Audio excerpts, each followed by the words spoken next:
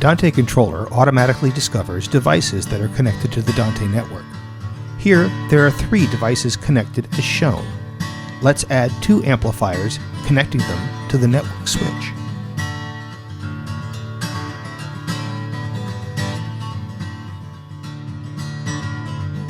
The amplifiers are now showing in both device lists and are ready for use. We also wish to use Dante Virtual Sound Card, so let's start that now as well. Now all our devices are connected and audio may be routed. There are several ways to make audio routes or subscriptions in Dante Controller. In the routing view, you can individually subscribe receive channels to transmit channels as follows.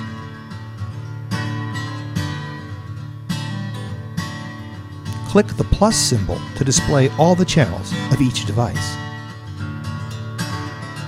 Click the cross points between receive and transmit channels to make subscriptions. The green tick icons show that the subscriptions are successful. Click existing subscriptions to remove them. You can also control-click the cross point between devices to subscribe to all available channels at one time. Thanks for watching this video about routing in Dante Controller.